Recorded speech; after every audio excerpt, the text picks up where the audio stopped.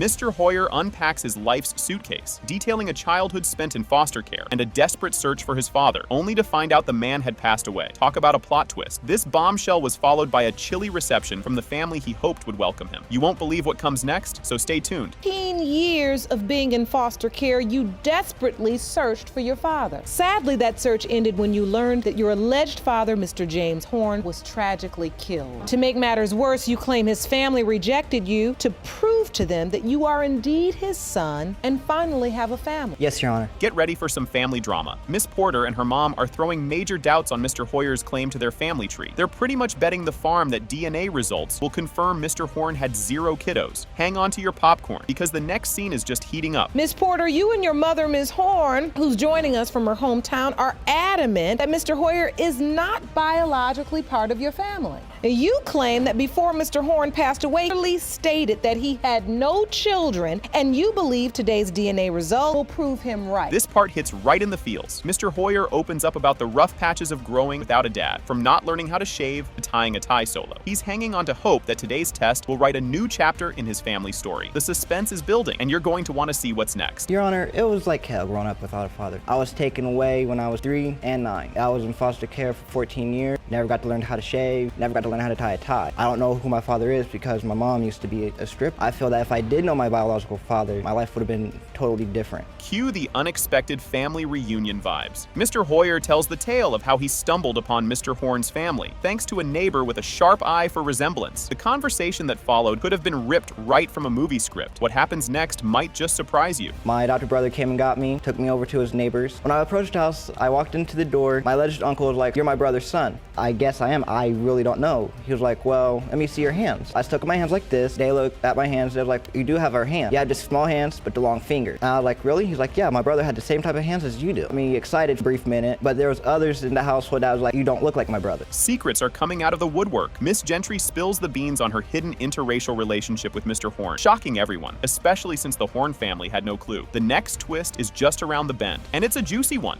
My parents, they never accepted biracial relationship, kept it a secret. We were really in love. Did he feel like it would be an issue with his family? Somewhat. The courtroom is heating up. Miss Gentry and Miss Porter go head to head, airing out decades of family secrets and misunderstandings that sound like they belong on a reality show. The tension is so thick you could cut it with a knife. Trust me, you don't want to miss what comes next. It's sad this young man got to hear what we got to say, but when she told him anything about my brother was Excuse me, did I ever tell you that? Yes, you did. No, I did not. All I said is your father is dead. That's all I said, and I left it at that. And some Pampers, and he got killed. That was a lie too. I never told him that either. To take a lie detector's test? After 23 years, we don't know nothing about this young man. It's photo comparison time, folks. The court looks at childhood pictures of Mr. Hoyer and Mr. Horn, searching for any sign of familial ties. Everyone's on edge, waiting to see if there's a resemblance that could turn the tide. Keep watching, because the reveal is going to be epic. Is Mr. Hoyer at 8 years old and a young picture of Mr. Horn? Do you see a resemblance? I can see myself smile. And then the second set of photos. Now right there, that's when we noticed it. And how about you, sir? Mr. Hoyer, you see your face? Yes, Your Honor. Here it comes, the big reveal. The DNA test results have determined that Mr. Horn is not likely.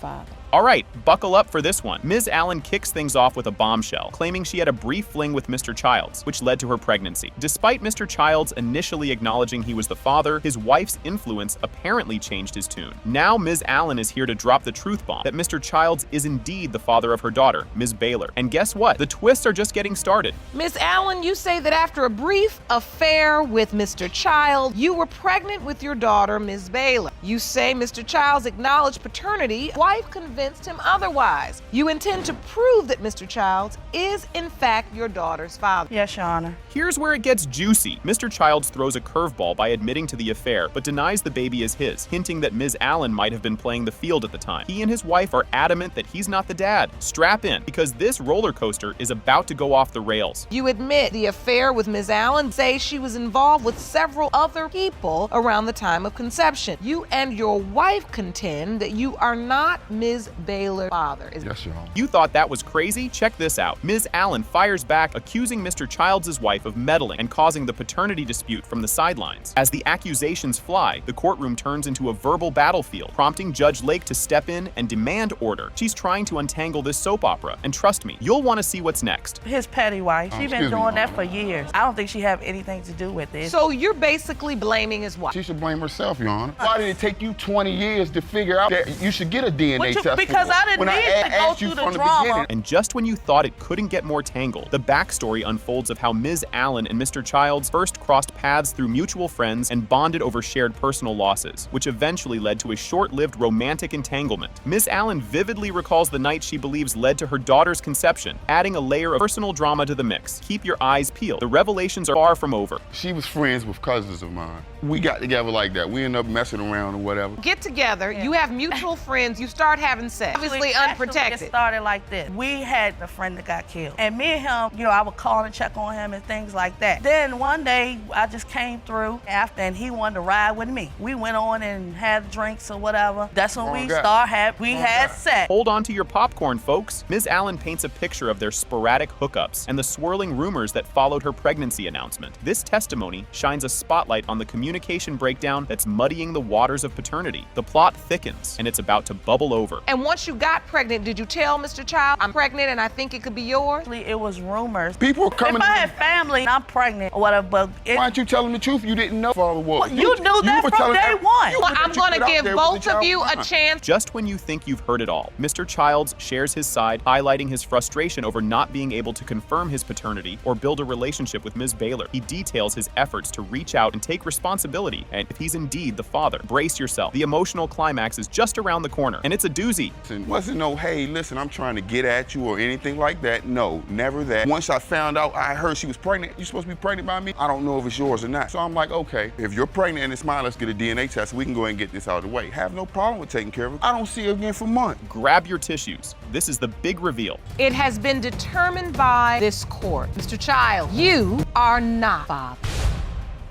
Buckle up for this roller coaster. Mr. Threlkeld lays it all out, detailing the seismic shakes in his marriage, including his wife's infidelity and the swirling doubts about the paternity of their 18-month-old whirlwind, Liliana. He shares his heart-wrenching emotional turmoil and the desperate need for a paternity test to clear the fog of uncertainty. Just when you think you've caught your breath, the next part ramps it up even more. That while you were out of the country serving in the military, you're paraded around town with other men. She has admitted cheating multiple times. Are not sure if you are the father of her third child, 18-month-old, and have asked the court for a paternity test. This next part is a jaw-dropper. Mr. Threlkeld spills the beans about the bombshell moment discovered his wife's infidelity while stationed in Afghanistan, painting a vivid picture of his confrontation via Facebook and the betrayal that felt like a gut punch. This revelation sends his doubts about their relationship and his role as a father into overdrive. Strap in, because the next segment takes us deeper into the drama. Earlier on in the day, me and him got into some words, so I thought we were gonna, settle it. His wife and my wife were friends. She had found out that she was actually stripping as we spoke. At the time, I found out about it. I thought, it was all just a hoax. So I went, calmly got on Facebook and asked her, hey, is it true you're doing what I told you I didn't want you doing at all? She didn't really say anything, honestly. Right after I left there, our base actually got attacked. Can you believe this twist? The plot thickens as Mr. Threlkeld dives into the messy details of uncovering his wife's additional indiscretions through the tangled web of social media and a candid chat with a guy who confirmed his fears. This confrontation digs deeper into the marital chasm. The emotional ride isn't over. The next clip brings more gasps. So I went to the phone and I called her and I said, hey, I know you're stripping. Tell me about this guy that's going on. And she says, oh, it's nothing. It's just a friend, etc. He hacked my Facebook. He invaded my privacy. That's how we found out. That's already a lie. And on the inbox, I see, oh, baby, I can't wait to see you later on tonight. I had a great time with, the last few days we've spent together. It's been amazing. Hold on to your seats, folks. Mrs. Threlkeld steps up to the plate, arguing that the ink on their marriage certificate was as good as dry, justifying her actions by their previous talks of divorce. This lays bare her stance on the status of their crumbling relationship, starkly contrasting with Mr. Threlkeld's hope for reconciliation. The story twists again in the upcoming scene, revealing more heartache. We were not together. We had a phone conversation. He had said, we're gonna get a divorce and I'll send you the divorce papers. And let me finish. What was Fenty? We got in a phone argument, like she said on Skype. I told her, look, if you're gonna strip after me and you, I've already gone through the discussion that you're not to do it until I get back. There was reasons why I needed to. She needed the funds funds to support our family. Overseas, Yeah, I was we do. making No. $4,000 to Your $5,000 Honor, tax-free a month. Did that just happen? In a poignant peek, Mr. Threlkeld recounts the sting of being overlooked at his own homecoming ceremony, symbolizing his profound isolation and the public display of their fractured marriage. This moment underscores the personal and public fallout of their strained ties. The aftermath of this bombshell is just around the corner. You know, I was wondering who, because I saw the guy, she hadn't fully admitted that she's been seeing this guy. So I snatched the phone from her and I started going, and as I was looking through it, there was a number that she'd called, so I called him right back. And he answers the phone, hey, you know, I said, who is this? Are you the one that's my wife? He said, yes, I've been. You're not ready for this. Case of Threlkeld versus Threlkeld pertaining to 1-year-old Liliana. Mr. Threlkeld, you are Liliana's father.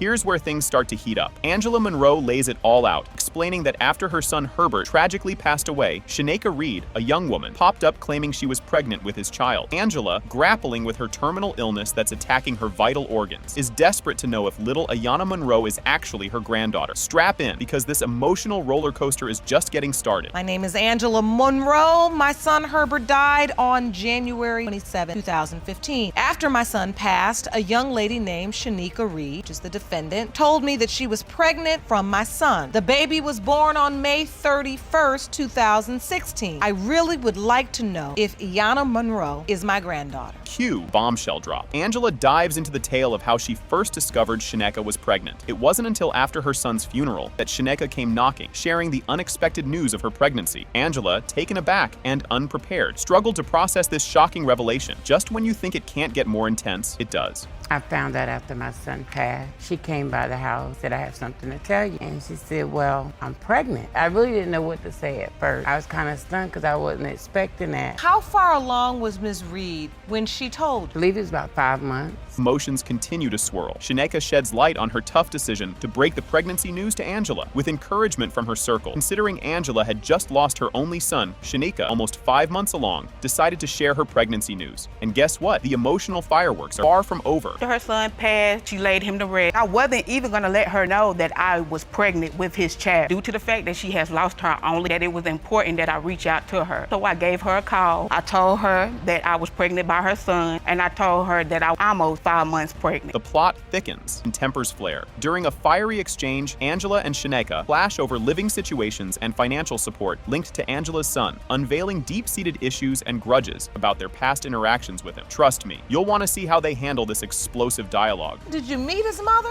I did meet her. And he introduced you as his girlfriend, or? And the thing about our apartment, me and my son's apartment. Even said this is Ian's apartment. Ian, because when that's you his middle get an name. apartment, She said that. it's 2 people on the lease. So my name and my son's name is on the That's lease. the reason why she could not say anything when she didn't have a problem with me until she thought that he was giving me money. Things are about to go off the rails. The courtroom turns into a battleground as Angela and Shaneka lock horns over financial support and benefits for Ayanna, forcing Judge Lake to step in and bring some sanity to the chaos, emphasizing the need to focus on what's best for the child. Hang tight, because the resolution to this clash is more jaw-dropping than you'd expect. And that's who's been helping me financially with Ayanna. Doing nothing else because the way you talk to me until you got a DNA. We still good. We only here to collect the benefits. Only way you get anything is if you do a DNA. I didn't even know that I could collect benefits. Yes, you did. for Anybody Ayanna. know that somebody you could collect? Tensions reach a boiling point. Angela reflects on her initial joy and subsequent disillusionment the last time she interacted with Ayanna. Their relationship soured over financial disputes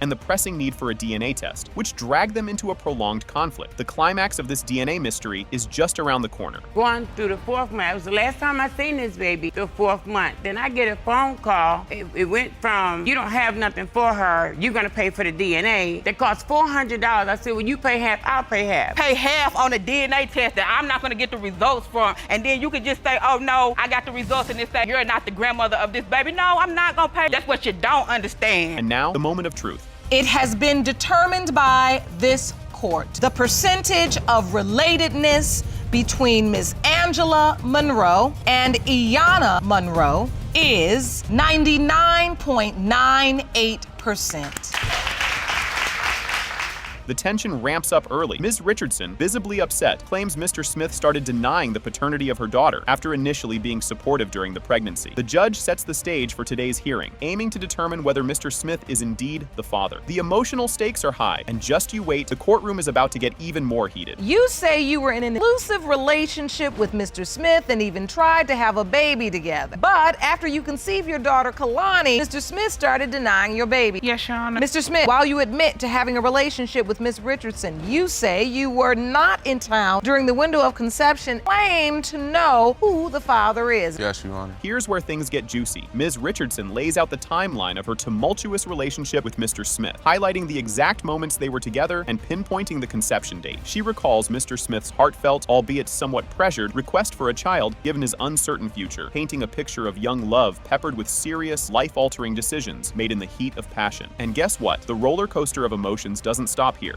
Around October 31st together, I had left Job Corps, which he was still in. I left on the 28th. On the 31st, had sent for him to come in town for the weekend. So, we can go home on week, have sex. That's whenever my daughter was conceived. I called him immediate and let him know that I was pregnant. Start going to appointments together. You say he begged you to have the baby. Yes, he wanted to leave a piece of himself behind. Just when you think you've heard it all, Judge Lake calls out Mr. Smith for his laid-back attitude about their relationship and the idea of having a baby, suggesting he might not be as committed as he initially seemed. This moment reveals deeper layers of their relationship and the differing perceptions they have about their involvement. And hold tight, because the courtroom drama is about to dial up a notch. What's happening in your mind? I wasn't really thinking. Well, she was like, No. she have baby fever, and I was That's like, not at all. I did not have wow. baby fever. I was only She 19 was years talking to me old. the whole time on the bus talking baby fever. That was actually him. And I basically was like, well, we can have a baby, like we could, start trying to have one. Just the thought of it, I guess. The plot thickens dramatically. As the session progresses, Mr. Smith voices his doubts about being the father, suspecting that Ms. Richardson might have been involved with someone else during the time of conception. His skepticism injects a dose of tension into the proceedings, painting a vivid picture of a relationship riddled with turmoil and mistrust. And just when you think it can't get any more tangled, the next testimony adds a whole new layer of complexity. I was doubtful at. Well, why you all have been planning for this? I thought she probably found somebody else outside of Job Corps. He called me every day. I worked from 2 in the p.m. till 11 at night. So there was no time I could cheat at all. I called him. Mr. Smith disagrees. He's shaking his head when you We test. almost every weekend. Every time I went home, he went. I don't remember coming home that day. Whenever he'd be mad at me, he'd be like, that's not my baby. By that time, I was like, I just don't want nothing to do with you. It's not your child. It's mine. Enter the twin sister with some insider info. Ms. Smith, Mr. Smith's twin, steps up to the podium to testify, shedding light on her brother's initial excitement about the pregnancy and his later doubts. Her insights reveal how family dynamics and external opinions can deeply influence personal relationships and stir up uncertainties in paternity cases. Strap in. The revelations from the next witness are about to make your jaw drop. When we were cool with each other, she would confide in me about my brother, and I do know that they were planning to have a baby or whatever. At first, he didn't. So he was excited? Yeah. And you remember this? Yeah. At first, he didn't tell me that he had any doubt about anything. It just, progressed, I guess, with him even more when the pregnancy got further along. She, her attitude is very vicious. Get your tissues ready for this emotional whirlwind. It has been determined by this court. The biological father is Mr. Smith. Can you believe we're kicking off with this? Ms. Harden opens her case, hoping to resolve the paternity issue with her 2-month-old daughter, Sophia Nelson. She's determined to prove Mr. Nelson is the father, hoping he'll step up to help raise Sophia. Meanwhile, Mr. Nelson is not just in denial. He's 1000% sure he isn't the father, and even thinks he knows the real dad. Brace yourself, because this is just the tip of the iceberg. Ms. Harden, you have opened your case today in hope of saving your relationship with the defendant. You say, due to a misunderstanding, he is now denying your 2-month-old daughter, are certain he is the father and want proven. Yes, Your Honor. You say you are 1000% certain you are not Sophia's biological father and claim that you know who is. Just when you thought it couldn't get crazier, listen to this. Ms. Harden spills the beans about Mr. Nelson's total lack of support. He acts like Sophia is invisible, ignoring her cries and needs completely. She lays out the tough reality of raising their daughter alone, as Mr. Nelson won't even lift a finger to help, not even for a diaper change. And guess what? what? It only spirals from here. Delonte doesn't help me with anything. Financially, he won't pick up a diaper. He won't watch her for 15 minutes. When she cries, he'd be like, hey, get your daughter crying. He don't help me at all. One, I don't see why I should have to do all of that if I'm not 100% sure that I'm the father. Did that really just happen? The courtroom dives into the backstory of Ms. Harden and Mr. Nelson's rocky relationship, from their initial meeting to moving together from Louisiana to Arkansas. The details reveal a series of misunderstandings and shaky commitments. You'll want to stick around because the revelations just get juicier from here. I met her when I went down to Louisiana with my family. I thought she was cool. She wanted to move with me to Arkansas. Wait a minute, how did we get there? Right, no, that is not. When he came down to visit with family members, came friends first, and then when it was time for him to go back to Louisiana with family, he asked me, do you want to come back? He was there for a couple of months. I said, you could come if you want to. I said, but the best choice for you is to stay home with your people. You won't believe what's up next. An emotional Ms. Harden talks about her lonely past and how Mr. Nelson seemed like a beacon of hope during her toughest times, which led to her pregnancy. Her story highlights her vulnerability and the emotional foundation of their relationship. Fasten your seatbelts because the drama ramps up in the next segment. We come here to tell the truth, and if that's your truth, you say it. So you were feeling alone in the world. And I never really had nobody in my life talk to me, to where I was coming from. They didn't listen to what I had to say in for me, and I gravitated towards it. Hold on to your popcorn, folks. The discussion turns to Sophia's birth, where Mr. Nelson was only partly present and immediately denied paternity based on the baby's complexion. He stormed out, refusing to sign the birth certificate, sparking a major conflict over his racial assumptions. You won't want to miss what comes next. It's a real doozy. So take me to the birth. Semi there, I call it. When I started, a lot of dudes wouldn't even be there. He watched her be pushed out. He waited for my daughter, weighed and wiped off, and he told me, that's a white man's baby, and walked out of the hospital room. She came out like really like, black baby go come out with some type of blackness on them. Babies come out in all different shades and colors. This twist will make your head spin. Mr. Nelson brings up his suspicions, triggered when Ms. Harden's ex and his current partner moved into their home temporarily. He suspects the pregnancy timeline matches up with this unusual living arrangement, deepening his doubts about being the father. The plot thickens, and trust me, you'll want to see how this unfolds. Around that time, her ex-boyfriend John and his baby mother, which is Rachel at the time, didn't have nowhere to go, so they wanted to come stay with us. I said no, she still went along with it anyway, and I found that suspicious because if that was your ex and y'all had relations, why would you want to be under the same roof as him with me? So I got mad and I left because before I even knew her, all three of them had sexual relations with each other, so. The tension hits a new peak here. As text messages come to light, suspicions about the ex-boyfriend, John, thinking he might be the father, start to surface, adding layers of drama and confusion to the paternity issue. Ms. Harden and Mr. Nelson try to untangle this web of text messages and implications. Stay tuned because what happens next is critical. Everything was cool. I thought, everything's fine. I was, suspecting none because I had no proof until I went through her phone and I found text messages. John texting her, hey baby, you want some more? How you doing? She denied it. 3 weeks later, found out she pregnant. And then 3 weeks after that, went to the doctor, just said she was 2 months pregnant. Grab your snacks. This testimony is a game changer. It has been determined by this court. Biological father is Mr. Nelson. You are the biological father.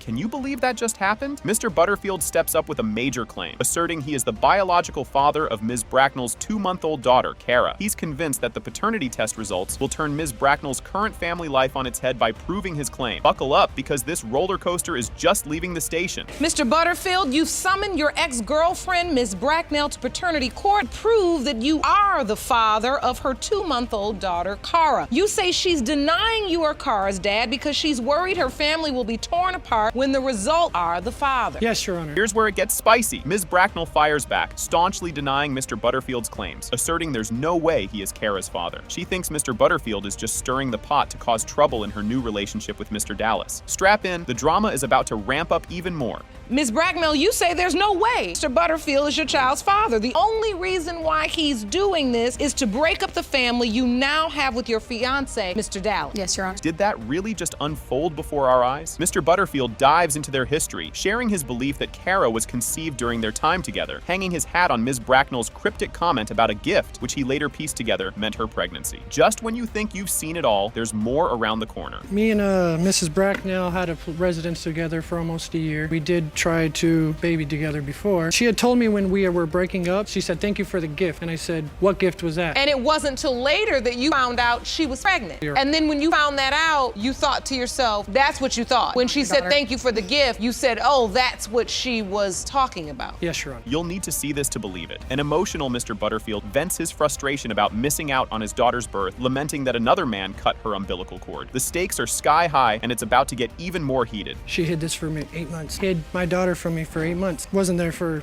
her to be born. Yeah, some other guy got to cut her umbilical cord. Yeah, that's fine. Make me out to be the jerk. So Ms. Bracknell, previously in a relationship with Mr. Butterfield. Yes, Your Honor. Then you went back in a relationship with Mr. Dallas. Yes. And you have 3 other children together. Now, when you left Mr. Butterfield and went back to Mr. Dallas, you were pregnant at that time? No. Hold on to your seats, folks. Mr. Dallas steps in with a calendar as evidence, meticulously mapping out the timeline of Ms. Bracknell's relationships to assert his position as Kara's father, based on the conception and birth month. The plot thickens, and the next move is a game changer. You say you are Kara's father. You believe biological father. Yes, Your Honor. He is. Why do you No, believe he's not. so? If I may, the evidence. Oh, yes. August. Let me see that evidence. August, her and Jesse split up. September, getting Together, moved We in. were. So this calendar, Butterfield and Ms. Bracknell ended, and when she came back to you, Kara was conceived in mid-September, and she was born in June. And she ended the relationship with Mr. Butterfield at the end of August. Things are heating up now. Mr. Butterfield challenges the timeline presented by Mr. Dallas, insisting they were still getting cozy until October, which might align with Kara's conception timeline. The twists keep coming. Stay tuned for the next bombshell. Mr. Butterfield, you look at this calendar. Is this accurate? Is this when the relationship ended and when she went back to Mr. Dallas? No, Your Honor, it's not. Because honestly, we were sleeping together after that October 8th, the last time we had sex. Because I remember, I can take a lie detector test if you want to prove it. So you Up in the said- mountains, in the hills. You don't remember that, right? We weren't together. Grab your popcorn. This part is a doozy. The discussion intensifies as Mr. Dallas declares his unwavering commitment to Kara, regardless of the paternity results, emphasizing how this ordeal has only made their family unit stronger. But wait, there's a curveball coming up next. Have you ever considered how you would react if, in fact, Kara is not your biological child? You know what, Your Honor? I'm gonna love her the same. She's my little daughter. She is I'm gonna not raise your her. daughter. Nothing's gonna be changed. I love her to At death, just like I do now. I'll love her the same. He's actually made our family stronger than trying to push us. That's good. I'm not trying to get her back. I'm just trying to be in my daughter's life. The moment of truth has arrived, and it's a whopper. It has been determined by this court. Kara's biological father is Mr. Butterfield. It's fake. What did I tell you? It's fake. Buckle up, here comes a doozy. Miss Jones starts off by diving deep into her childhood feelings, revealing how isolated and overlooked she felt by Mr. Jones and his crew. She drops a bombshell about a recent shocker. There might be another dad candidate in the mix, which has totally thrown her for a loop. As we navigate through these choppy, emotional waters, prepare yourself for Mr. Jones's comeback. Mr. Jones stands firm, 100% confident he's not the father, and claims he's got the receipts to prove it. The judge shifts the spotlight back to Miss Jones, prompting her to spill the tea on what it was like growing up in the shadows of Mr. Jones and his family. Just wait, the courtroom is about to turn up the heat with some intense back and forth. Be your father. Yes. Now things get really juicy. Miss Jones lays it all out, describing the hit-and-miss presence of Mr. Jones during her younger years, which only added to her feelings of abandonment. Mr. Jones fires back, insisting there were always big question marks over his paternity, sparking years of tension with Miss Jones's mom about a paternity test. Strap in. Mr. Jones recounts a pivotal hospital mishap that you have to hear to believe. Paternity test, where Mr. Jones planned to settle the paternity question, but claims Miss Jones's mom pieced out of the hospital, calling the whole scenario ridiculous. This tale uncovers layers of misunderstanding and drama that have marinated over the years. Up next, Miss Jones's mom enters the ring with her side of the story. The plot thickens. Shifting gears, we hear from Miss Jones's mom, Ms. Brittingham, who throws back to the early days of drama with Mr. Jones, including his straight-up denial when she broke the news of her pregnancy. This segment digs into the root of Mr. Jones's paternity doubts, despite his name being on the birth certificate and his financial support. Get ready, because Ms. Brittingham is about to drop some emotional bombs about family dynamics. if this... Grab some tissues, this one's a tearjerker. The conversation pivots to family involvement, or the lack thereof, with Miss Jones discussing how she crashed family reunions to connect with relatives Mr. Jones never introduced her to. This part highlights her ongoing struggle to feel part of the family she was born into. Hang tight, because the courtroom's about to get hit with the truth bomb everyone's been waiting for. I've been to 2 family reunions. I don't really remember the first one. One of my youngest brothers told me about the family reunion. My mom took me out there to meet my family. So you just took your daughter out to the family reunion. She could meet her family. Yes, ma'am. Why didn't you invite her? I don't know if I didn't. I cannot remember. If I had or not, I don't remember. Family members, when I got out there, was like, man, you look daughter. Did you look like anybody else in the family? Yes, I did have a resemblance to a lot of them. The air's thick with anticipation as we edge closer to the truth. It's crunch time in the courtroom as they gear up to unveil the paternity test results. Both parties are on pins and needles, hoping to close a chapter filled with emotional turmoil and legal wrangling. The envelope, please. The next few moments are going to turn everything on its head. I believe it's time for the results. That's going to be the start of a lot of the healing that needs to take place here. This is the big reveal. Hold on to your seats. The DNA results are in. In the case of Jones v. Jones, when it comes to Ms. Lakeitha Jones, Mr. Jones, you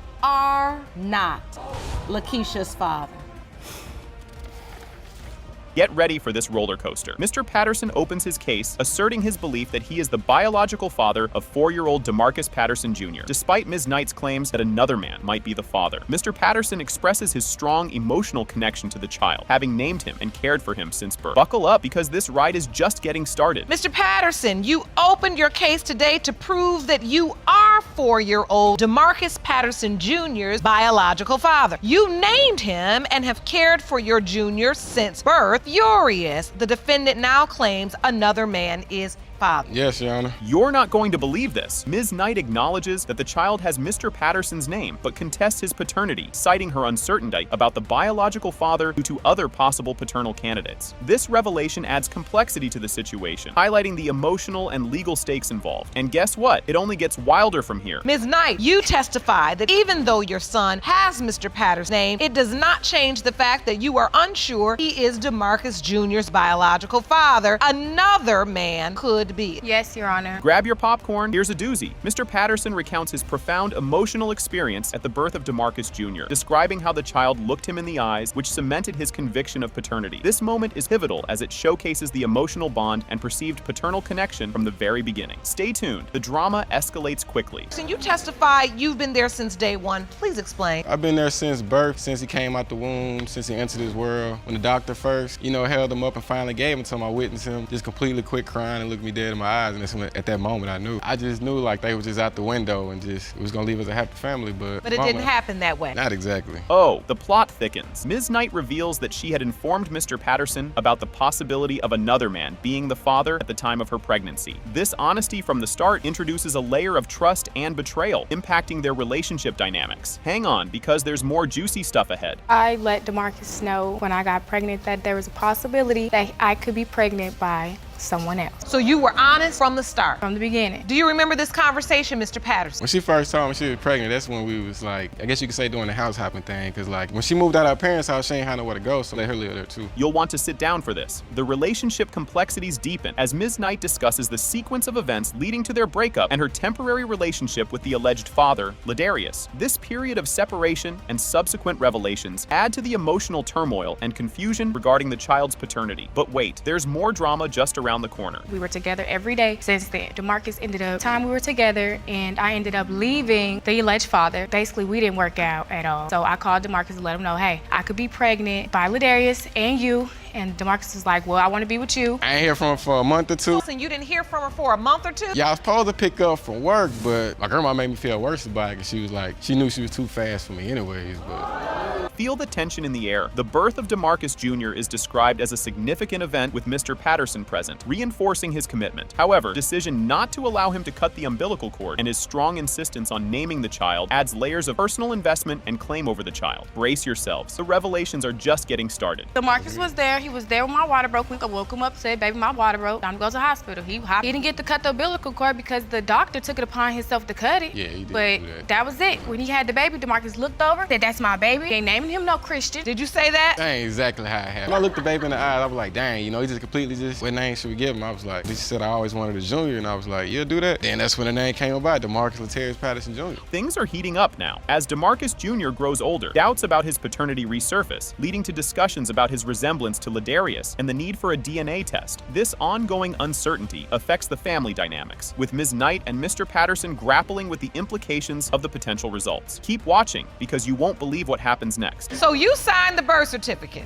Yes, Your Honor, I signed the birth certificate. Without a doubt at that time, you went on and signed. I mean, I was gonna do the DNA test. At that moment, DeMarcus said, that is my baby. His name is gonna be DeMarcus Latarius Patterson Jr. And I don't care what y'all gotta say. And you know that he might not be the biological father. I was in love with him. We were together all the time. I mean, he denied the DNA test. So I'm like, you know what? Can you feel the suspense building? Mr. Sigler, another potential father, is introduced into the court, adding his perspective to the ongoing paternity dispute. His belief that he could be the father based on timing and intimacy with Ms. Knight introduces yet another layer of complexity to the case. Things are about to reach a boiling point, so keep your eyes peeled. Thank you for joining us today. Pleasure. We are discussing the paternity of DeMarcus Patterson Jr. Do you believe you are Marcus Jr.'s biological father? Yes, Your Honor. Why do you believe that? In the midst of me and Kaylin having dealings or intimacy, I was the one who told her she was pregnant. And when I told her she was pregnant, she said, well, if you feel like that, take me to the clinic. We got back from that situation. We had conflict. She like, it could possibly be his. So therefore now, like she say, oil and water. The moment of truth is here. The climactic moment arrives with the revelation of the DNA test results. It has been determined by this court. The biological father is Mr. Sigler. Can you believe that twist? Ms. Henderson opens the case in court, expressing serious doubts about her paternity. She has believed Mr. Henderson to be her father, but at the tender age of 15, Mr. Rycroft threw a curveball by claiming he's her biological dad. She's in court today to unravel this mystery once and for all. Just watch how the tension ramps up in what's coming next. Ms. Henderson, you claim that you believed Mr. Henderson was your biological father, but at the age of 15, Mr. Rycroft claimed he is your dad. You are doubtful and have opened today's case to get the truth. Yes, Your Honor. This revelation is a doozy. Mr. Rycroft steps up confidently, claiming Ms. Henderson as his daughter, backed up by the testimony of her mother's twin sister. Both are rock solid in their certainty about his paternity, setting the emotional stage for what's to unfold. You'll want to keep your eyes peeled for the next turn. Mr. Rycroft, you say no beyond a shadow of a doubt that Ms. Henderson is your daughter. You are here with her mother's twin sister, who claims that she too is certain you are the biological father. Yes, Your Honor. Talk about an emotional roller coaster. Ms. Henderson shares the heartache of not knowing her real father, a situation that deeply affects both her and her children, who are eager to connect with their grandparents. Her longing for familial ties and certainty in her lineage is deeply moving. Buckle up, because the next clip takes us even deeper. You know, it's lonely. My kids, they want to know their grandparents. My daughter, she tells me all the time, Mom, we're going to find your dad. I'm just ready. I want to be close to somebody. Be close to them, but I need to know the truth. Here's where it gets juicy. A complex family saga unfolds as Mr. Rycroft and Sharon, Ms. Henderson's aunt, passionately advocate for Mr. Rycroft's paternity, each voicing a deep-seated need for closure and the truth for the family's peace of mind. You definitely won't want to blink during what's next. When we met, I just felt that she was my daughter. And then just to know that my sister's resting in her grave and that my niece needs to know who her family really is. I just need to know too, for sure, so she can get a peace of mind. We can all move on. He's been her father, and they're gonna remain being her father. And we thank the Lord. Did not see that coming. Ms. Henderson emotionally recounts her first meeting with Mr. Rycroft, highlighting the profound impact of their encounter. Her mother's skepticism about Mr. Rycroft's paternity adds another layer of intrigue to this ongoing family drama. Strap in, the response up ahead is something else. So, Ms. Henderson, take me to the day you met Mr. Rycroft. What was that day like? Well, my aunt called me. She told me to come meet my dad. And when we met and we held each other, it was good. I asked my mom after that about him. She told me, I don't know why William thinks he's your dad, because the last time I was with him, I was 18, and I had you when I was 25 or 26. Hold on to your popcorn, folks. A dramatic twist hits as Ms. Henderson faints in court after a jaw-dropping paternity revelation, creating a moment of chaos that underscores the heavy emotional stakes involved. The scene only gets more intense from here. Henderson, the other man, the third man, the man your mother told you is your biological father. This court was able to get a hold of those test results. As it relates to this other gentleman, the probability of paternity 0.00%. He's not your biological father. Get the medic. Someone call the medic, please. This is where your jaw hits the floor. The court finally reveals the DNA test results. It has been determined by this court. Mr. Henderson, you are not the father. You won't believe this opener. Judge announces the case of Washington versus Steinhardt. The plaintiff, Mr. Washington, claims that a brief affair with Ms. Steinhardt led to her falsely claiming that he fathered her 3-month-old daughter, causing strife in his engagement with Ms. Culmer. Stick around. The drama's just heating up. Mr. Washington, you say the defendant, Ms. Steinhardt, was a 2-night stand that went, and as a result, she's claiming you fathered her 3-month-old daughter, your fiance. Ms. Culmer says your relationship in turmoil because of Ms. Steinhardt, and you're both desperate to prove you are not the father.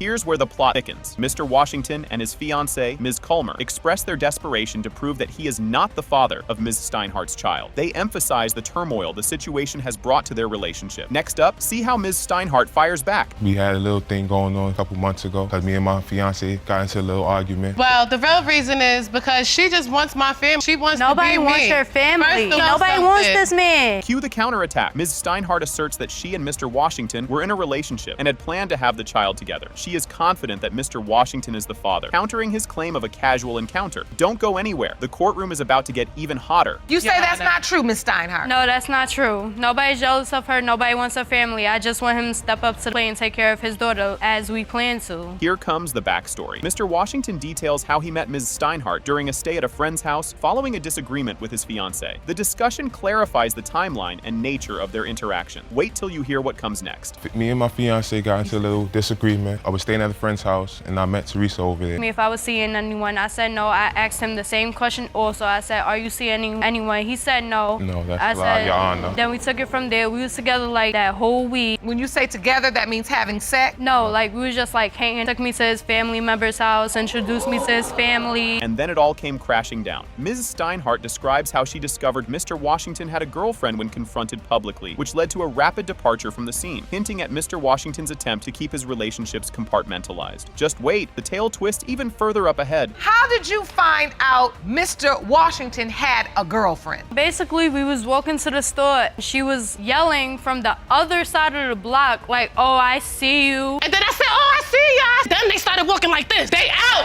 running, ghosts.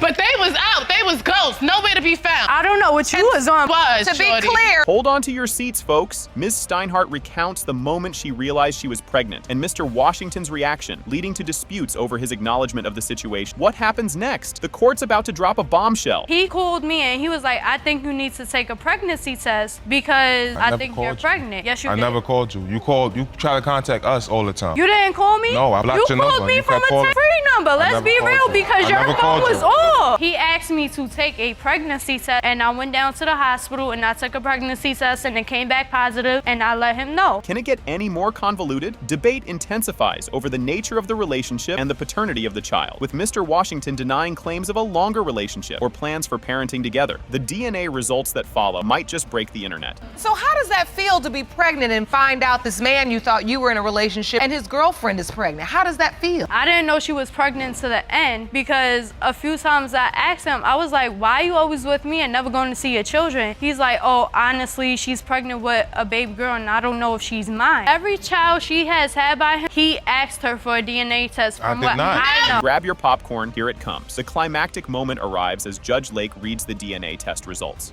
It has been determined by this court, Mr. Washington, you are not the father. Thank you. Now have a great day with your life. Right at the 7-second mark, the courtroom drama kicks off with the case of Morgan versus Mangum. The plaintiff, Miss Morgan, stands firmly, claiming Mr. Mangum is undoubtedly the father of her 3-week-old daughter and aims to cement his paternity to rescue their rocky relationship. The air is thick with anticipation. Buckle up because this ride is just getting started. You say you are convinced Mr. Mangum is the father of your 3-week-old daughter. You claim that his paternity doubts have led to tension in your relationship and you are desperate to prove is the father father to save your family. Yes, Your Honor. By the 31-second mark, Mr. Mangum casts a shadow of doubt over the paternity of the child, suspecting Miss Morgan of stepping out on him. He teases the presence of some hefty evidence that could flip the entire case on its head. The courtroom braces itself as things are about to heat up even more. You say Ms. Morgan was unfaithful during your relationship. Bombshell evidence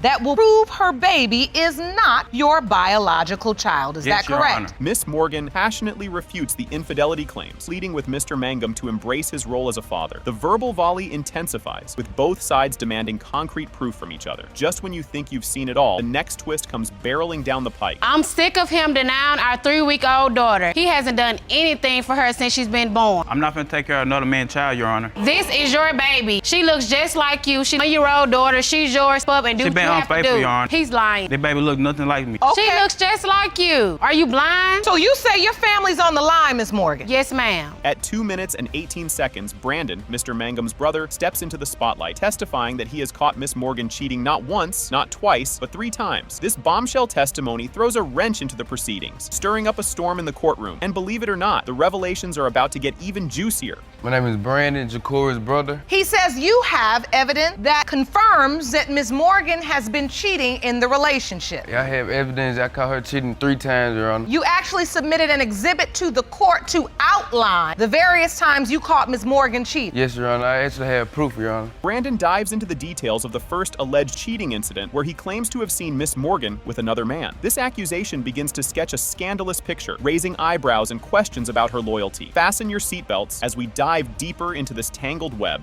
The first time I caught her cheating at my family home when she was picking up her daughter. And So you saw her in the car with another guy? Yes, I Your must Honor. have a twin that isn't me. At your family home? In the car with her. Then they drove away. So did you show up with another guy, Miss Morgan? No, Your Honor, I didn't. He's lying. So you were never in a car with a guy? No, Your Honor. They have manipulated his other family members. They have him thinking that he's not the father when we all know he's the father. The narrative thickens with another claim from Brandon, stating he witnessed Miss Morgan at a food market, cozying up to the same man. The plot thickens, piling on the suspicion. Keep your eyes peeled, because what comes next is sure to be a doozy. The second time I caught her cheating, Your Honor, at the food market, when I saw her pulled up, he got out and she got out, they hugged and went inside the food market, Your Honor. Yes. That must have been my brother. I have a brother. That isn't me. That's the same guy. No, it isn't the Yes, same it guy. is. That's not even me. I don't even know what I'm talking about. That's not me. Around the 5-minute mark, Brandon alleges a third encounter, claiming he followed Miss Morgan and her mysterious companion, further asserting her unfaithfulness. Each claim adds more spice to the story, setting the stage for a climax that's bound to be explosive. Say there's a third time. Yes, Your Honor. Third time I caught her with her on Highway 18. I started following them, Your Honor. Then I called my brother. He told me to stop following You was them. following so I the turned wrong off. people because that wasn't me. So you were following Miss Morgan and the guy in the car. Guy was driving. He didn't confront me. He said It's not he his saw. job to confront you. Amidst his swirling doubts, fueled by the cheating allegations, Mr. Mangum reveals he moved out of their shared home, leaving Miss Morgan to fend for herself with their children. The emotional stakes are mounting, and just when you think it can't get more intense, the next piece of evidence comes into play. So Mr. Mangum, you are convinced this child is not yours. Yes, Your Honor. Your brother has testified that he's seen Miss Morgan 3 times. So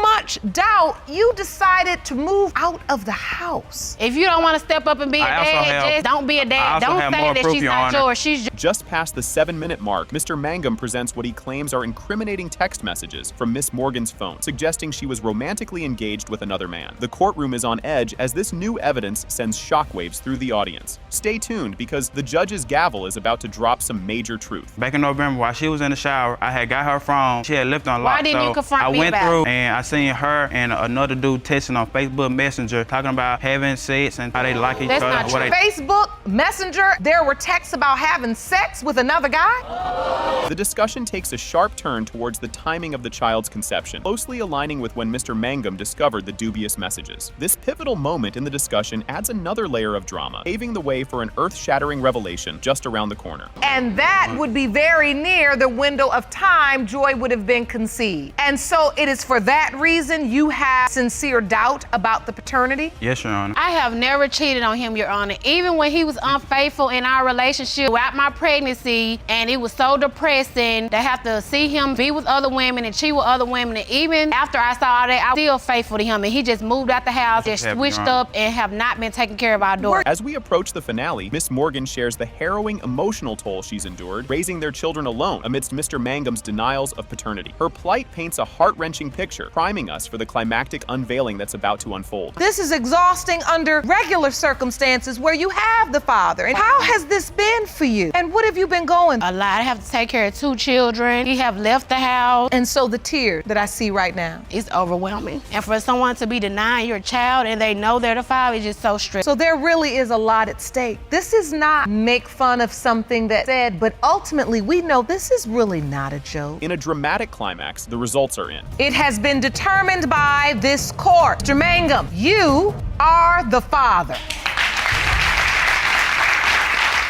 This is the case of James versus Schimmel. The case is introduced involving Mr. James and Ms. Schimmel, who are back to figure out the paternity of Ms. Schimmel's 2-year-old daughter, Ochelle. The central conflict is laid out from the get-go, drawing viewers into the emotional whirlwind. Buckle up, the opening arguments are just the appetizer. Mr. James, you and Ms. Schimmel have been in court over fidelity issues in the past. Now you are back in court and you are claiming that it would have been nearly impossible for you to have fathered Ms. Schimmel's 2-year-old daughter, Ochelle. Yes, Your Honor. Because we only slept together one time. Mr. James lays out his case, stressing the slim odds of him being the father based on their brief encounter. It's a pivotal point that lays bare the timing and circumstances under which Ochelle could have been conceived. But remember, in paternity drama, it only takes once. What's next could flip the script. Well, Judge, just like you said, it's merely impossible for me to have fathered Ochelle. It just doesn't make any sense. We only slept together one time. That's all it takes. I agree. But she had an ongoing boyfriend at the time. It just doesn't make sense. The timeline is all the way off. They recount the fateful night that started it all, from a lively party to the more intimate setting of her room. This backstory is crucial, framing their relationship and the paternity dispute in a very personal light. Fasten your seatbelt. The next part of the story ramps up the stakes. We met at a party in Flint. She was very fun. When I met her, we had a good time. We drank a lot. We left the party together. We went to her room. So you didn't waste any time. So you go to the room and you're intimate. Protection or unprotected? We did not use protection. I got up the next morning. I went home 2 days later. She texted me and she told me she wanted to break it off. She didn't want to talk to me, text me. She wanted to patch things up with her boyfriend. Mr. James reveals his confusion when Ms. Schimmel unexpectedly presents DNA test results, stirring the pot and thickening the plot in this emotional roller coaster. Just when you think you've seen it all, the story takes another sharp turn. She told me in the beginning that this other gentleman, her ex, was the father. For at least 9 to 10 months that we had been together after that, I was prepared for that. I was thinking that her ex was the father. I come home from work one day. I went down and had Ochelle tested. I just got the results. So I'm sitting here like, what are you talking about? Because you've been telling me that, why did you even have to need a DNA test if you believe your ex is the father? Because there's a third person involved. Suddenly, a third potential father enters the fray, adding a new layer of complexity and a hint of scandal to the case. This twist sends shockwaves through the courtroom. Gear up. The details about this mystery man are about to make jaws drop. As soon as she tells me that he's not the father, I'm sitting here like, oh, what is going on? She drops it on me. You're the father. This man being 100% the father, to me being 100% the father. Who's the father? Well, why doesn't that make sense? If the other guy is not the father, why wouldn't you believe you are the father? Because there's a third person involved. So you have a car accident, but you get her phone? In a mix of high drama and dangerous decisions, a car accident triggered by a fight over a phone unveils deeper issues of trust. It's a wild recount that shows just how tumultuous their relationship has been. Brace yourself, because what's on that phone is a game changer. This is what happened. We were driving home from an amusement park. All of a sudden, her phone goes off. Now, I'm thinking, it's 12:30 at night. Who's messaging her? And I'm with her. So I'm driving her, and she's sneakily and deleting it, sneaking it. So I'm telling her, I'm like, let me see the phone. Yeah. I'm trying to drive. Let me see the phone. I reached for the car and lost control of my car, wrecked my car. Oh, Lord, and you all were okay, though? We were okay, but I retrieved the phone. Mr. James shares his touching backstory of adoption, adding layers of emotional depth to his paternity concerns and giving us a glimpse into why he's so invested in the outcome. It's a heartfelt revelation that sets the stage for the emotional crescendo to come. And so you've been in this relationship, you all are growing your family. Yeah, I love her with all my heart. I was adopted. I know the importance between knowing your biological family, well, my adopted family. They raised me, happy family. My birth mom left me in the hospital with premature, but she signed the adoption papers and left. The climax hits like a ton of bricks as the paternity results are finally here. It has been determined by this court. Mr. James, you are not the father. Can you believe that just unfolded right in front of our eyes? Ms. Cates kicks off her case by revealing a white lie that led Mr. G to deny paternity of her 2-year-old son, Messiah. She passionately argues that Mr. G, despite his doubts, would make a great dad if only the DNA test confirms his paternity. Mr. G claps back, insistent he's not the father, and even drops a hint that he might know who the real dad is. Strap in, because the roller coaster is just leaving the station. Ms. Cates, you opened your case today because a white lie told resulted in the defendant denying your 2-year-old son. You say you know the defendant is a good man, but he'll be a better father once the results are revealed. Yes, Your Honor. Did that just make your jaw drop? Ms. Cates spills the tea about the night she first locked eyes with Mr. G, painting a picture of instant chemistry and a whirlwind start to their physical relationship. They met at a bar through a mutual friend, and things heated up faster than a microwave dinner. The crowd's reaction is priceless when Ms. Cates admits they didn't waste any time getting close. You'll want to stick around because what happens next is even more jaw-dropping. So take me to the night you met Mr. G. I was at the bar. We met through a mutual friend, and we just hit it off. When I seen him, I just thought that he was the most handsome guy I ever seen on this word. But So how soon after you met at the club did you start a sexual relationship? That same night. How's that for a plot twist? Mr. G throws some serious shade, suggesting Ms. Cates is only chasing him because he's somewhat of a local celebrity. He expresses doubts about her loyalty, hinting she might have been playing the field. Their exchange heats up, highlighting a complex web of trust issues and accusations. Fasten your seatbelt, it's about to get bumpier. Why you trying to pin that baby on me? Because I'm popping with this music stuff. Fame, Right, you whatever. feel me? Like everybody in my city know me. You know what I'm saying? You say you hood You famous, just want a piece of that. and that's why you think She she's ain't- trying to pin the baby on you. Yeah. And you say you were getting to know her and you really liked her. Yeah, I really like vibe. You know what I'm saying? We clicked. It was like, it was here. You know what I'm saying? Like, And so you thought that she was feeling you the way you were feeling her, and you all had a connection, which meant with other people. yes, correct. Didn't see that coming, did you? Ms. Burns, Mr. G's sister, jumps into the fray with claims that Ms. Cates was too cozy with other dudes at the club. She describes seeing Ms. Cates in what she considered compromising situations, which Ms. Cates hotly disputes, insisting she was just mingling like anyone would at a club. The drama escalates quickly. Keep watching, the revelations are far from over. What did you see, Miss Burns? Cause she'll be in the club with this guy and it'd be too close for comfort. You not finna be all in this guy every time I turn around, all in this and all the extras. It was more than no, that. I won't there, so honey. And if I'm at the club, I'm gonna dance, I'm gonna socialize, because that's what you do at the club. I'm not gonna stand and hold up through that. Wow. You all up on them, all I'm not like all too no, close to sis. comfort. You just met this guy, so no. no, I thought it was sis. dancing if you in the club. Talk about a bombshell. Ms. Cates drops a major confession, admitting she was juggling more than just Mr. G at the time. There was another man in the picture. She reluctantly reveals this under intense questioning, which throws a giant wrench into the works, clouding the paternity issue even further. Don't switch channels yet. The stakes are about to get even higher. So, Miss Cates, are you denying you were dating other men at the time? I was seeing him and someone at the same time. Well, that's the white lie then. I'm not denying that I was in a relationship with someone else and it was just that one person. Club, flirting with this guy at the mall, hug out, all of that, nah, that's a negative. I ain't blind and I don't wear glasses. Here's where it gets spicy. Ms. Cates dives deep into the details of the night she believes was the moment Messiah was conceived. Despite Mr. G's persistent denials and evident skepticism from the crowd, she stands her ground with vivid memories of that fateful night. The tension is palpable. Brace yourself. The verdict is right around the corner. What happened that night? You say you remember the night. What happened? You know, he's a local artist, so he took me to a party at the studio where they threw like a pool party. We had fun that night. We went out, even after we partied there, we went club hopping, and then it went down the whole night. Like, that's when my baby was conceived. Hold on to your popcorn, folks. The climax of the episode hits like a thunderbolt when It has been determined by this court. Mr. G, you are not the father. Told you so.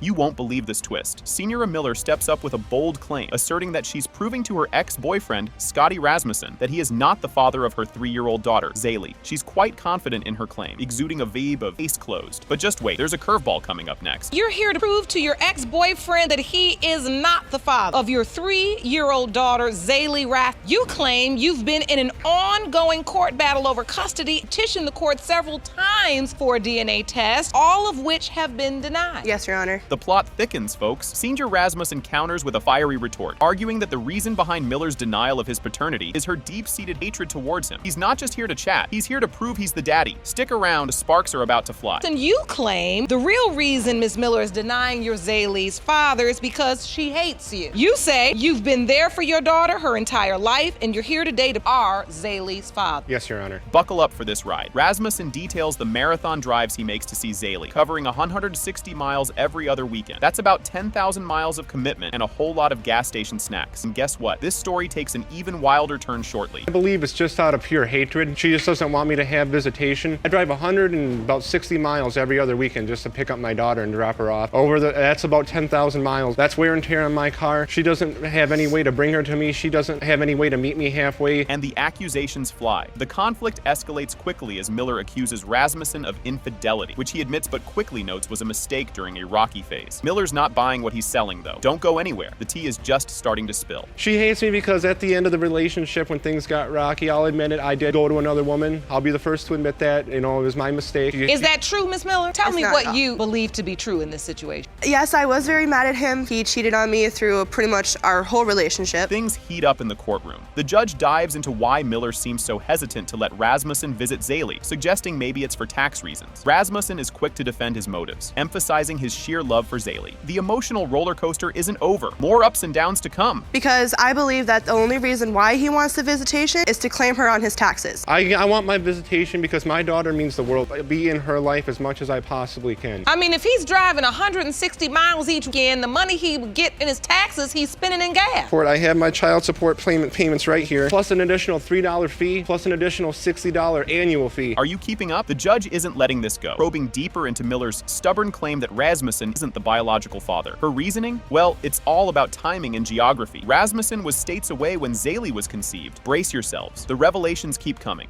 And that's not very much to get what she needs. To buy her clothes so she doesn't have to wear cut-off sweatpants and the same t-shirt every time I pick her up? It's Is just what it it is. enough money to buy her underwear so you don't got to keep putting her in diapers at 4 I years have old? underwear for her, and she is not in diapers, she is in pull-ups. Talk about a bombshell revelation. Rasmussen shares a heartbreaking discovery from a past court session that first made him doubt his paternity. He had believed he was Zaley's only dad. Talk about a plot twist. What's next? The truth is just around the corner. And still believe I was the only biological father. And 5 or 6 months or so, give or take, after she was born, we were at Miss Miller brings it up that possibly not be the father because of another man that was involved. People we were talking to with the Family Court Commission did the math, and it turns out that would be a 10-month pregnancy, and that don't make sense to me. Here it is, the moment of truth. The DNA results are in. It has been determined by this court. Mr. Rass, you are not the father.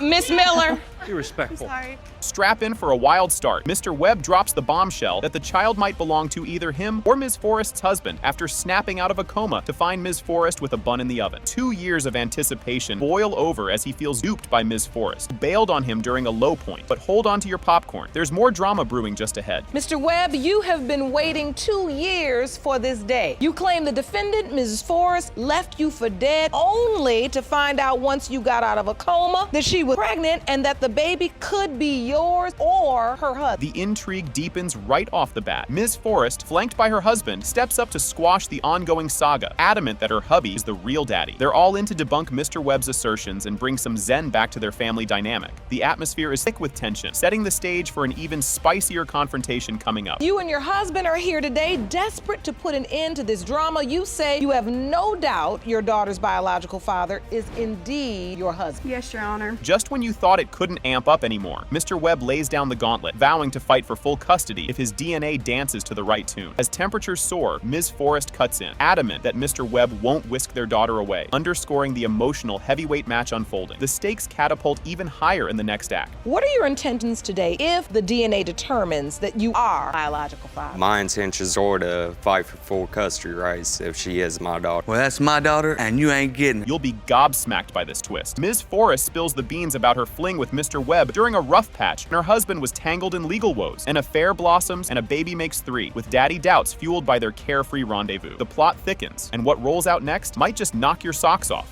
My husband got in some trouble, and I ended up meeting Mr. Webb through one of my friends. We hit it off. I ended up leaving Mr. Forrest for Mr. Webb. So you began a sexual relationship? Yes, Your Honor. And were you using protection at the time? No, Your Honor. Buckle up for this shocker. As the tale spins, Mr. Webb hints at a lineup of possible papas, which Ms. Forrest flatly rejects, sticking to her timeline, championing her husband as the pop. The waters get murkier as the narrative plunges deeper into chaos. It didn't happen like that at first. Yes, we was in love. I was on life support, phone call saying that she was pregnant. I heard it from my aunt first. She had called me and told me that it was a possibility that Elena was my child. She was admitting that she also had slept with other people. Did you think the other person was just her husband? At the time, no, Your Honor. The drama cranks up a notch. Bombshells drop about Ms. Forrest's antics, post-fling, and during Mr. Webb's stint in the hospital, hinting at rocky patches aplenty. Mr. Webb airs a letter from his mum revealing Ms. Forrest's hasty return to her marital nest, sparking a wildfire of speculation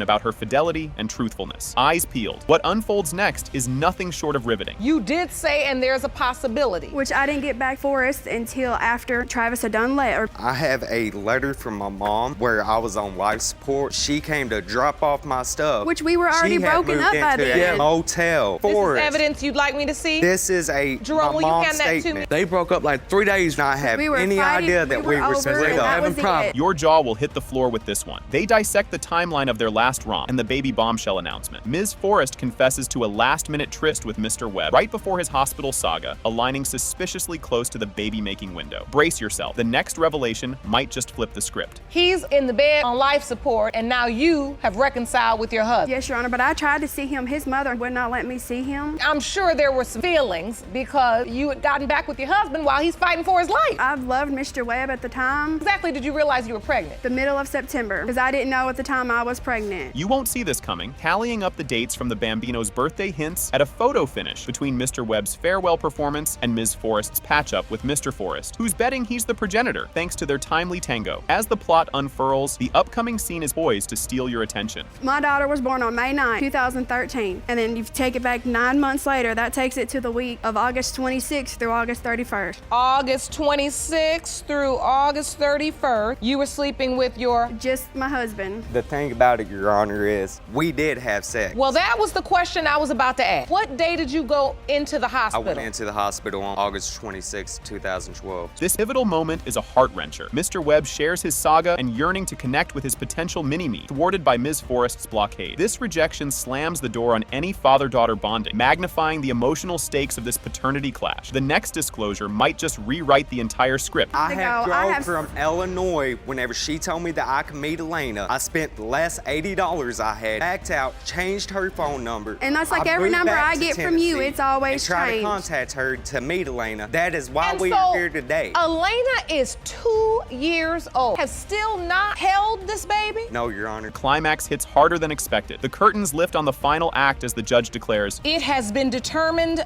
by this court that her biological father is Mr. Webb."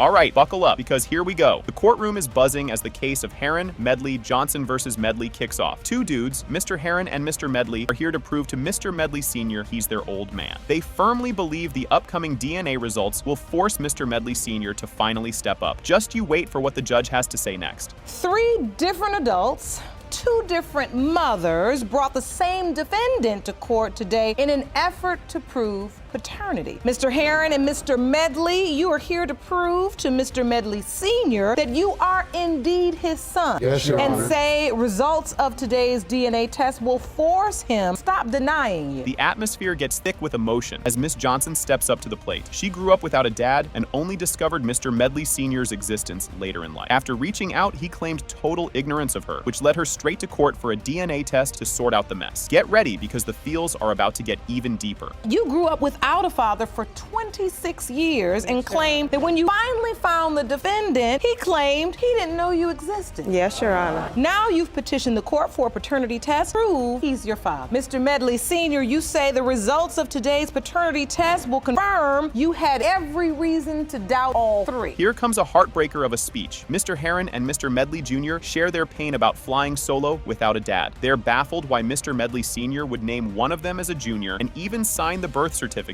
if he was going to deny them later. Their words cut deep, and just when you think it can't get more intense, it does. It affected me in life. Want to know why? You wasn't in my life. Why would you give me your full name as a junior? Why would you sign my birth certificate if you deny me as your child? It hurts me like all get out. Time for some eyebrow-raising confessions. Mr. Medley Sr. spills the beans on his doubts about being the father, thanks to whispers of the mother's escapades. He even got hitched on his pastor's advice to make an honest woman out of her, despite his reservations. Applause breaks out, but don't go anywhere. The roller coaster is just picking up speed. When I met her when I was playing in a band, which was about maybe 3 blocks from where she lived. She would come, she would be there, you know. And after about 4 weeks, she came up and introduced herself to me. But as time went on, I started hearing rumors that she was having sex with other men. That's a lie. So in your statement to the court, you claim you went to your pastor once you learned she was pregnant. Yes. And the tension's so thick, you could cut it with a knife. The sons confront Mr. Medley Sr. head-on about his MIA status and refusal to recognize them, despite their obvious resemblance. The audience backs them up, proving this isn't just a family squabble. Brace yourself. The truth bomb is about to drop. His mom came down for Christmases, birthdays, everything. Gave us and she everything. treated us like we was her grandkid.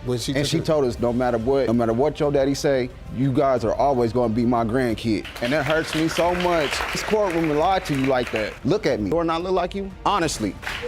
100%. You gonna sit up here and say that I'm not your son? I don't know. How you not know, man? You looking at yourself right here. Not the way I see it. Things are heating up. The emotional climax soars as Mr. Medley Sr. is called out for not stepping up as a father. He tries to defend himself with tales of financial woes and past commitments, but his sons aren't having any of it. The courtroom is on edge, and the DNA results are next. This is where it all comes to a head. If you had a child with a woman and you didn't believe it was yours, would you be there? Personally, and you ask me that, I would be the man. And I would take a DNA test, and I would not wait 30 years. Now, you wait till we're grown to do all this. This was back in the 80s. We did not have DNA. We had blood tests. Painful, they've been through enough. She would not allow me to do it. But now, wobble them out, so there's no pain in that. Hold on to your seats, folks, because here comes the big reveal. The DNA tests are in, and Mr. Medley Sr. is officially the dad to both Mr. Heron and Mr. Medley Jr. The courtroom erupts with mixed emotion, from relief to betrayal. But don't wander off. The aftermath is something else. Pertaining to whether Mr. Medley Sr. is the biological father of Victor Medley, it has been determined by this court that you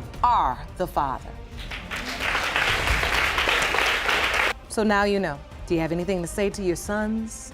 Well, I'm glad that the truth has come out. As the dust starts to settle, the drama keeps on giving. After the DNA shocker, Mr. Medley Sr. tries to pin the blame on the kid's mom. His sons challenge his moral compass, sparking a fiery debate on fatherhood and responsibility. Stick around because there's more heart-to-hearts on the way. If your mother hadn't led such a promiscuous lifestyle, we wouldn't even be here. First of all, my mom is not promiscuous. Second of all, my mom loved you. That's why she had kids with you. Think your morals and values how you think, sir. Yeah. Mr. Medley Sr., it's taking all of my energy right now to not come off this bench and just hug him up. Every story adds a new twist. Miss Johnson recounts her journey of growing up in the dark, about her dad, and how a social media search led her to Mr. Medley Sr. Their initial exchanges were a cocktail of confusion and hope, setting the stage for today's dramatic showdown. The emotional roller coaster is far from over. Next up, the grand finale. When I was 26, I finally found him. I set up a Facebook. I sent him a message. This may seem strange. You know, I had a conversation with my mom. My mom told me, you are my dad. When I told him that he was my dad, he was like, oh, really? Oh, my daughter, can you please send me your number and I'll give you a call? He was happy. Just when you think you've seen it all, the emotional floodgates open. The episode wraps with Miss Johnson making a heartfelt appeal for clarity and connection with the family she never knew. The DNA verdict drops like a bomb. I look like Maurice. I look like Victor. I'm the oldest, and he's talking about people being promiscuous. I'm 30, Maurice is 30. I'm 5 months older than him. It has been determined by this court, Mr. Medley Sr., you are not her father. Okay. The courtroom is buzzing as Ms. Beckley steps up to the plate. Ms. Beckley opens her case against Mr. Allen, aiming to prove he is the father of her 1-year-old daughter, Ada Beckley. She is determined to get him to acknowledge paternity and take responsibility. Buckle up because the sparks are just starting to fly. Beckley, you are in court today to prove is the biological father of your 1-year-old daughter, Italy Beck. You say Mr. Allen has only seen his daughter one time since she has been born, and you want him to take responsibility starting today. Yes, Your Honor. You can cut the tension with a knife as Mr. Allen makes his stance clear. Mr. Allen expresses strong doubts about being Idalei's father, citing disruptions in his current relationship due to Ms. Beckley's claims. He is visibly frustrated and denies any paternal connection to Idalei, exacerbating tensions. Keep your eyes peeled. The drama unfolds even more. You say you are more than certain you are not biological father and claim Beckley's accusations are driving a wedge and your fiance is. Yes, Your Honor. So, Ms. Beckley, how do you feel that Mr. Allen has only seen your daughter? I'm very angry, very frustrated. frustrated. He's been neglecting her from day one since I got pregnant with her. I'm just sick of it, and I just want him to. Emotions skyrocket as Ms. Beckley lays it all out. An emotional Ms. Beckley confronts Mr. Allen about his absence in Idalé's life, detailing her struggles and frustrations as a single mother. Her testimony highlights her challenges and the emotional toll of raising Idalé without Mr. Allen's support. Brace yourself. The emotional roller coaster is about to get bumpier. To take responsibility of something we both made. It makes me feel angry. She's without a father. It's terrible that she has to go through that, and I'm raising her on my own. I just feel like you should be a dad to her, because you are her father. And you feel like he's just neglecting your child. With the other two kids we have, he's in their life, but you're not in hers. And it makes me feel like wow, like really? The plot thickens as we dive deeper into their tumultuous past. The court delves into the specifics of Ms. Beckley and Mr. Allen's relationship around the time of Idalé's conception, uncovering details of their interactions and the nature of their relationship, which was marked by conflict and separation. The next twist is just around the corner. Well, me and Ms. Beckley had separated. We were co-parenting. We were still good friends. On Germany's second birthday, he wasn't staying with me, but he ended up coming back on her birthday. It wasn't baby making sex. It was angry sex. It's not about baby making sex. Sex is sex. Whether it's baby making, love making, hate making, still here is a baby. It don't matter what type of sex it was, unprotected. You won't believe what gets pulled out of the hat next. Evidence is presented showing Mr. Allen's acknowledgement of his other children with Ms. Beckley, except for Idalé, raising questions about his commitment and involvement in Idalé's life compared to his other children. As the evidence stacks up, the tension rises even higher. Other children that he accepts, was he supportive during the pregnancy with Idalé? Was he there for you? Doctor's appointment? No, ma'am. I had emergency C-section. I was at the hospital by myself. He was not there. I have evidence, Your Honor. I'd like to see it. He signed Germany's and Xavier's birth certificate. Hers is not signed. Just when you think they couldn't turn up the heat anymore, Judge Lake calls for order as the court session becomes heated, with both parties arguing loudly. This moment underscores the high emotional stakes and the complex interpersonal dynamics at play. Hang on, there's more fireworks to come. She don't make Idalé a factor to my life. She gave You're denying her for the simple fact that she want to hurt me and break me down as a father. She want to break me down as a man. That's why. Like I said, I didn't have my biological father. He was murdered the year that I was born. So it will be a shame not for me to be there for my children. That's why I'm here today. If I'm here raising her, going through the pregnancy by myself, a whole year you deny me a DNA test for. I guarantee you if that little Hold on, let's get some order. The stakes are high as emotions spill over. Ms. Beckley's and Mr. Allen's interactions suggest unresolved issues and emotional entanglements, with Judge Lake commenting on their ongoing conflict and its impact on Idalé. The suspense is building, and the climax is near. You sat here as a dad, and with good intention, your desire that you've got to create more children to be the best father. And until you are financially able, it is about being the quality of father you can be, not having a quantity of children. And that's just the truth. I work hard for every dollar to provide for my children. The moment of truth sends shockwaves through the courtroom. The DNA test results are revealed. It has been determined by this court. Allen, you are the father. Told you. You too, fiance, stepmama.